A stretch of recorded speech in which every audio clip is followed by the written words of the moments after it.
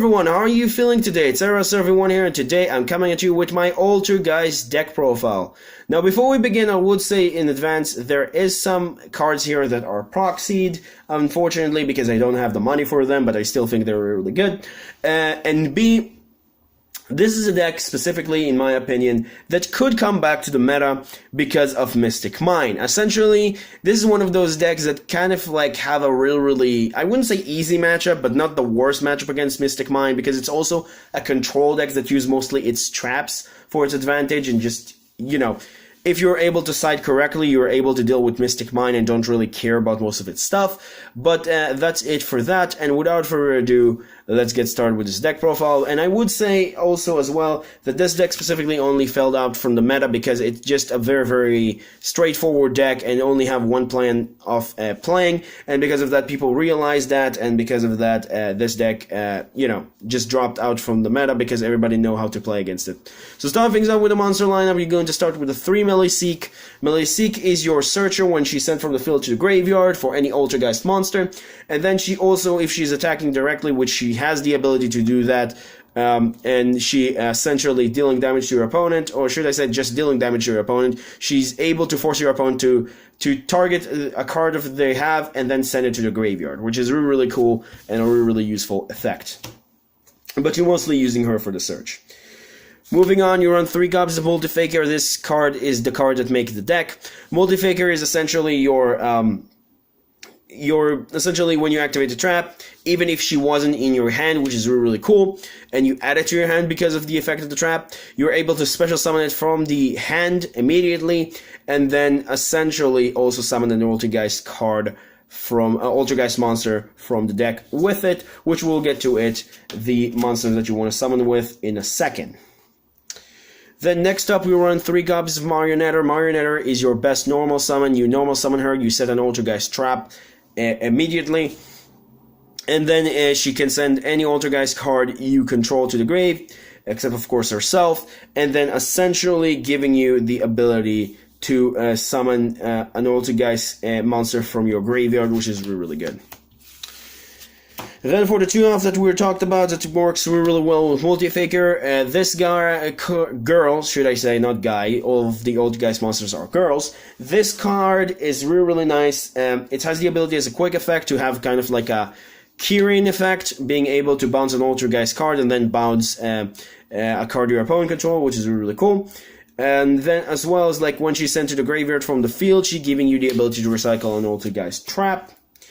And then 1 copy of Kankuri, because Kankuri is your essentially battle trap, and then also being able to just special summon it from the hand, and then you can just deal with an annoying continuous spell or trap or a field spell or a monster effect that you just don't want in the field, as long as she honed the field, and then she just, limiting that monster. And then you can also target like a Mystic Mine or something like that if you're...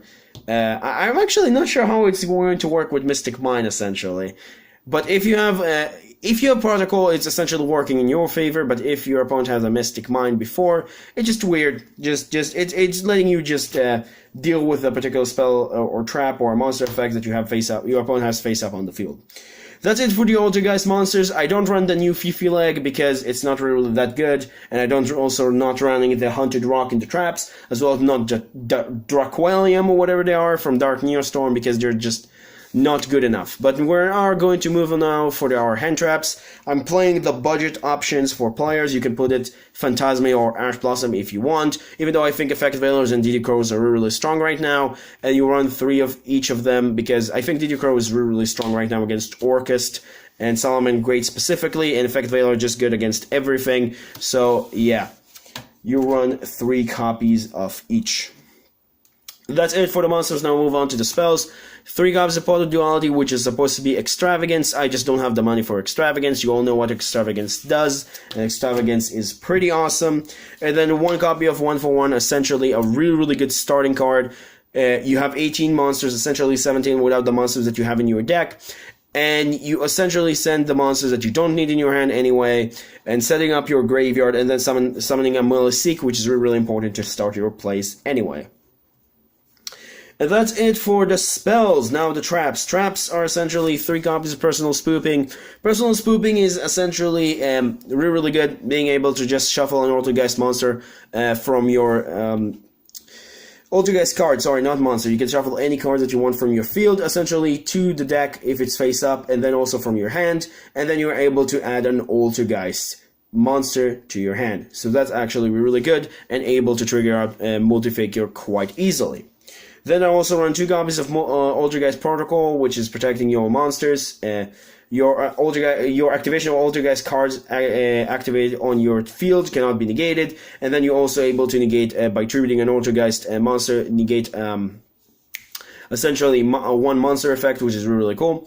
And then 2 copies of Manifestation just for revival. If you want to, you can cut down one Manifestation for a 3rd protocol if you think it's also pretty important. But I do run the 3rd protocol in the side anyway. So it's just essentially, I like the 2 Manifestation because sometimes it's actually really coming up.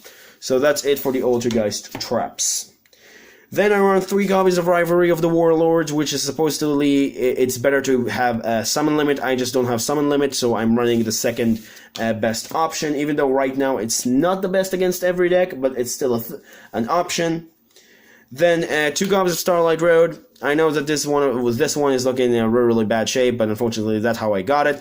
Starlight Road is essentially a really good card because a lot of people today run Twin Twisters and cards that destroy 2 cards at the same time to you in back row, and just having the ability to essentially negate that is actually really good, and then getting also a Stardust Dragon on top is actually really nice. But if you have a better option, you're more than welcome to run it. I would actually switch those and another one for Impermanence. I just specifically don't have Impermanence, so yeah, that's me. Which is the last card I'm talking about, is 1 copy of Imperial Order, which I might actually recommend to put in the side and then put in the main deck. A third Infinite Impermanence instead of those 3, but this is your choice truly, and you can do whatever you wish. Then for the Solemn lineup, we'll run all of them, which is 3 strikes, 1 judgment, and 1 warning. I don't think I need to explain. These 3 cards are awesome, and they're just really cool. And 3 cards, 5 cards, they're really good, and helping you dealing with your opponent. So that's actually really nice. So that's it for the main deck, and now we'll move on to the extra deck. So first off, we'll run 3 copies of the one and only Hextia. Probably your best card in the extra deck, other than Linkaribo. Linkaribo is your other 3 of the extra deck. Because of Extravagance, you want to maximize on this card, because you don't want to banish all the 3 copies, or the 1 copy that you have in your extra deck, and just maximizing on this card, essentially making it harder for you to banish with Extravagance the 3 copies. And still have 1 Linkaribo in the extra deck, because if you have 1 Linkaribo and 1 Hextia in the extra deck is actually most of the time more than you need, but just having 3 Linkaribo because you just need this card most of your games, if not all of them, is just really good, because it's helping you go off. And then for the rest of the extra deck, it's mostly one-offs because you don't really need them, but they're still really helping. 1 Cerberus, 1 Phoenix, 1 essentially Unicorn because they're good. 1 copy of Borolo Dragon because Borolo Dragon. 1 copy of Prime Banshee because the 15 cards that I don't really have anything to put instead. But if you have something in mind instead of this card, you're more than welcome to put it. 1 copy of Stardust Dragon because it's making sense because of Starlight Road. And then the 3 cards that I'm running for Super Poly, which unfortunately Super Poly is a high price, so I'm still proxying that card as well as a polymerization in the side. But 3 copies of cards that can be used with Super Poly. I might recommend switching one of the Starving Venoms to also Violent Chimera, but then again, it's depending on what you want and what you want to put in the side. But these 3 specifically are really good against Orchist and against essentially as well as Thunder Dragons, like really good against Thunder Dragons. But I would recommend as well to add 1 copy, essentially, if you don't also run the Stardust, maybe run a 4th copy of like a Violent Chimera or something like that. You're more than welcome to do whatever you wish. And that is it for the extra deck, and now we'll move on to the side. So first off, we'll start off with the 3rd copy of Protocol, which I run on the side. It's really useful. not three, but 2 copies of super polymerization. Essentially, I don't really have super polymerization, but I'm putting polymerization as a, as substitute for the time being, because super polymerization unfortunately is a very, very high price card right now because it's spiked in price because it's now back at 2. 3 copies of Heavy Storm Duster. I recommend this card to be Typhon if you have it. If not, Heavy Storm Duster is still nice, being able to deal with essentially traps, and like sometimes it's the card that you want to side up going first, because there is some heavy essentially back row decks, or you're essentially playing against another control deck, so that's actually kind of nice. And then 3 copies of the card that essentially kill any other trap deck in the game. 3 copies of Red Reboot. It's kill any trap deck eventually, not eventually, like obviously. 3 Red Reboot is actually kind of nice, being able to just deal with annoying decks that run a lot of traps, like even the Mirror Match or Mystic Mine. It's just really good, and being able to do that is actually really, really awesome. And then the 6 less monsters are 3 copies of Lancia, which is good against Orchest and what are called Thunder Dragons, and it looks like a moth flew a second ago in my screen. Anyway, 3 copies of Lancia, just deal with Orchest and Thunder Dragons, and any other banishment deck is just really, really good. And then 3 copies of Prankratops, being able to essentially have a threat on the board, and just a really, really good card almost every side deck, and just a good card going second. So 3 Prankratops is also really, really good.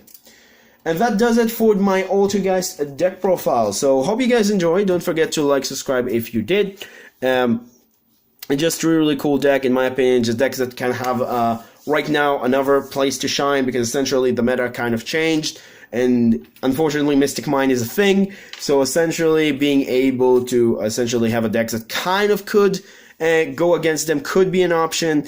Anyway, so that's that. Is like I said, don't forget to like, subscribe, and if you enjoyed the video. Remember, creativity is the key in this game. Have a good day, guys. Stay safe, and I'll see you guys in the next video. Bye bye.